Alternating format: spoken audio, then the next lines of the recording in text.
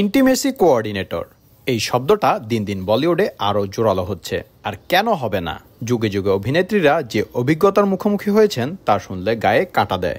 এবার সেই তালিকায় নাম লেখালেন অনুপ্রিয়া গোয়েঙ্কা, যিনি পদ্মাবত, টাইগার জিন্দা হে, ওয়ার 2 এর মতো সিনেমায় নজর কেড়েছেন।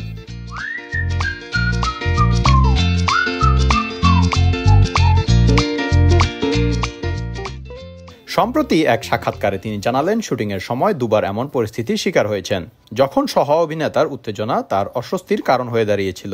একবার তো চুম্বন দৃশ্যের শুটিংয়ের সময় তিনি বুঝতে পারছিলেন যে উল্টো দিকের মানুষটা নিজেকে সামলাতে পারছে না। তখনই মনে হয়েছিল এটা তো ঠিক হচ্ছে না, অপমানিত লাগছিল, বললেন অনুপ্রিয়া। আরেকবার তিনি এমন পোশাক পরেছিলেন যেখানে কোমর ধরে অভিনয় করাই স্বাভাবিক ছিল, কিন্তু সহ অভিনেতা অন্য কোথাও হাত রাখলেন, যেটা একদমই দরকার ছিল না। কোমরেও তো ধরতে পারতেন, বললেন অভিনেত্রী।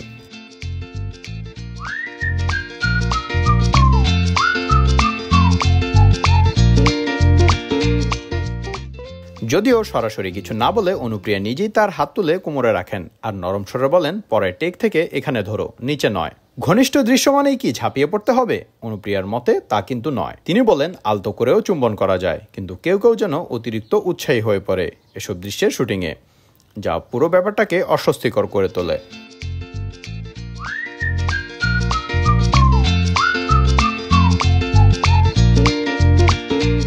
এটাই কি প্রমাণ করে না যে ইন্টিমেসি কোঅর্ডিনেটর আজকের দিনে কতটা দরকার? অভিনেত্রীদের শুধু অভিনয় করলেই চলবে, নিজেদের রক্ষাও করতে হবে। এটা কেমন নিয়ম? তাই প্রশ্ন থেকে যায়, ঘনিষ্ঠ দৃশ্য কি বাস্তবতা নামে সুযোগ নেওয়ার লাইসেন্স? একা অভিনেত্রীরা কতদিন এভাবে নিজেদের সুরক্ষা করতে বাধ্য হবেন?